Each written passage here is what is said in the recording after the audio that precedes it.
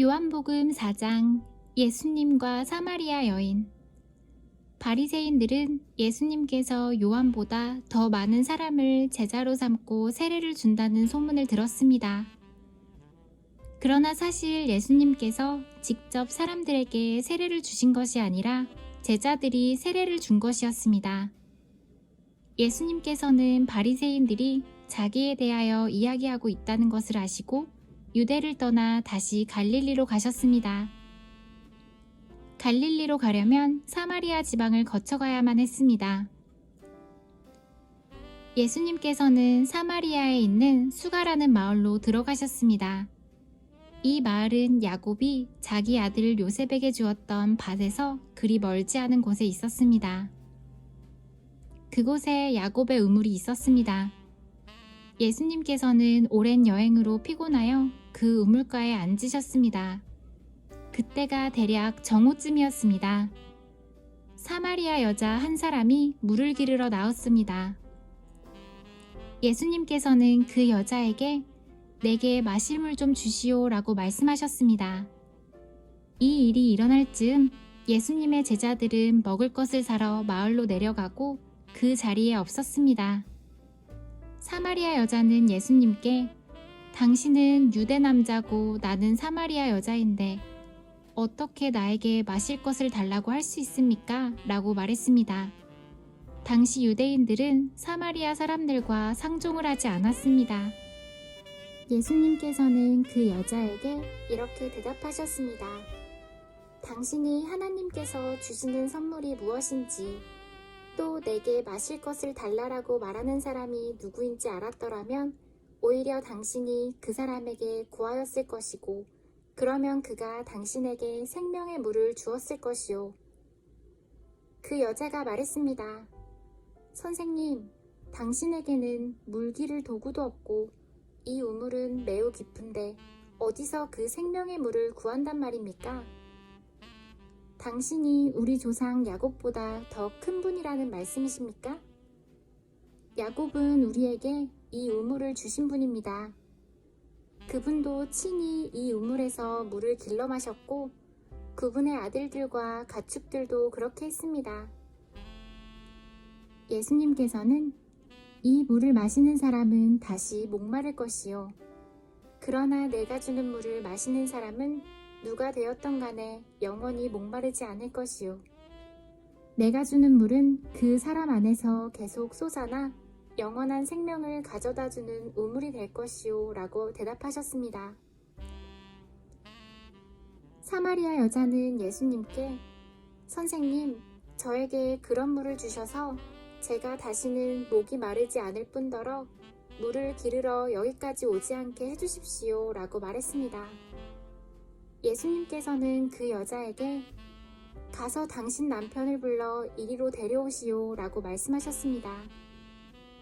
그 여자는 예수님께 저는 남편이 없습니다 라고 대답했습니다. 그러자 예수님께서 당신이 남편이 없다고 한 말은 맞는 말이요. 실제로 당신은 남편이 5명이나 있었고 지금 당신과 함께 사는 남자도 당신 남편이 아니요.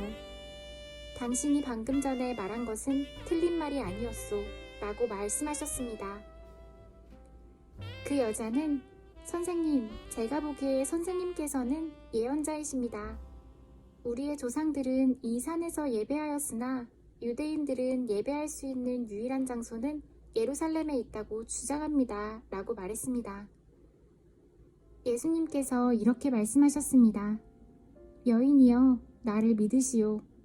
이 산에서도 아니고 예루살렘에서도 아닌 당신네들이 아버지께 예배할 때가 올 것이요. 사마리아 사람인 당신네들은 알지 못하는 것을 예배하나 우리 유대인들은 우리가 알고 있는 것을 예배하오. 그것은 구원이 유대인들로부터 나오기 때문이요. 그러나 참되게 예배하는 사람들이 영과 진리로 아버지께 예배할 때가 올 것인데 지금이 바로 그때요. 그리고 하나님께서는 이렇게 예배하는 사람들을 찾고 계시오. 하나님께서는 영이시기 때문에 하나님께 예배하는 사람들은 반드시 영과 진리로 예배해야만 하오. 그 여자는 그리스도라고 불리는 메시아가 오실 것이라는 사실을 알고 있습니다. 그분이 오시면 우리에게 모든 것을 설명해 주실 것입니다. 라고 말했습니다. 그러자 예수님께서 여자에게 말씀하셨습니다. 지금 당신과 이야기하고 있는 내가 바로 그 메시아요. 바로 그때 예수님의 제자들이 마을에서 돌아왔습니다. 그들은 예수님께서 여자와 이야기하고 있는 것을 보고 무척 놀랐습니다. 그러나 아무도 선생님, 무엇을 구하고 계십니까? 라거나 선생님, 무슨 일로 그 여자와 이야기를 하고 계십니까? 라고 묻는 사람이 없었습니다. 그 여자는 물 항아리를 버려두고 마을로 돌아가 사람들에게 말했습니다.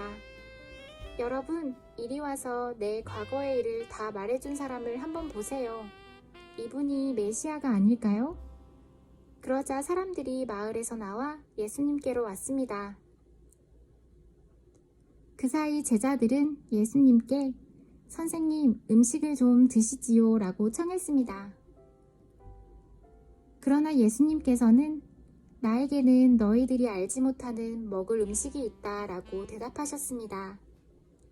그러자 제자들은 자기들끼리 누가 예수님께 먹을 것을 갖다 드렸을까? 라고 말했습니다. 예수님께서 이들에게 말씀하셨습니다. 나의 음식은 나를 보내신 분의 뜻을 행하고 그분의 일을 완수하는 것이다. 너희들은 넉 달이 지나야 추수 때가 될 것이다 라고 말하지 않느냐? 그러나 나는 너희에게 말한다. 눈을 들어 밭을 보아라. 이미 곡식이 익어 추수할 때가 되었다. 추수하는 사람은 벌써 추수한 대가로 품삯을 받고 영생을 위한 곡식을 추수하는 중이다. 그래서 씨를 뿌린 사람은 추수하는 사람과 함께 기뻐할 수 있게 될 것이다. 그러므로 한 사람은 씨를 뿌리고 다른 사람은 추수한다라고 하는 말은 진리이다. 나는 너희들이 직접 수고하지 않은 것을 추수하라고 너희들을 보냈다. 다른 사람들은 수고하였고 너희들은 그들이 해놓은 수고의 결실을 얻게 되었다. 사마리아 사람들이 예수님을 믿음. 그 마을에 사는 많은 사마리아 사람들은 그 여자가 그분은 내 과거의 모든 일들을 나에게 말씀해 주셨어요 라고 말한 것 때문에 예수님을 믿었습니다. 사마리아 사람들이 예수님께 그들과 함께 지내다 가시기를 청했으므로 거기서 이틀을 머무르셨습니다. 그래서 보다 많은 사람들이 예수님의 말씀을 듣고 예수님을 믿었습니다. 그들은 그 여자에게 더 이상 우리는 당신의 말 때문에 예수님을 믿는 것이 아니요.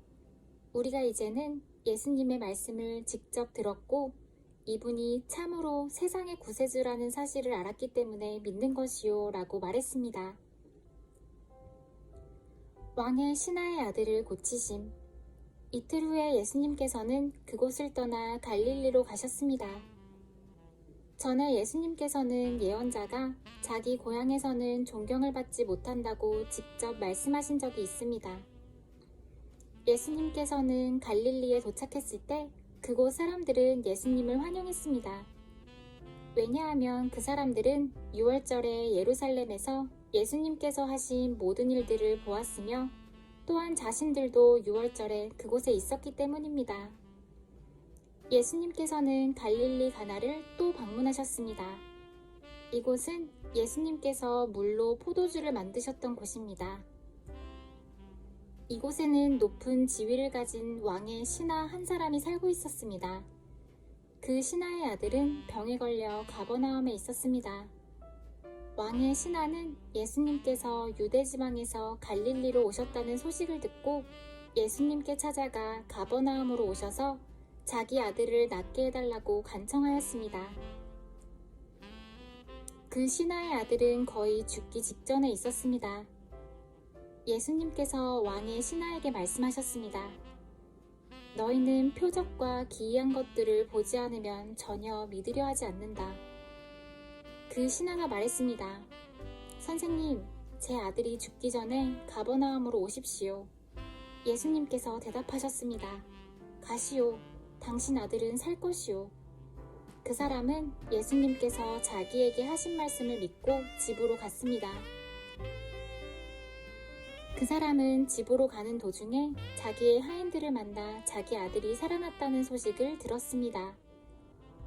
왕의 신하가 자기 아들이 낫게 된 때를 묻자 하인들은 어제 오후 1시 무렵부터 열이 떨어졌습니다 라고 대답했습니다.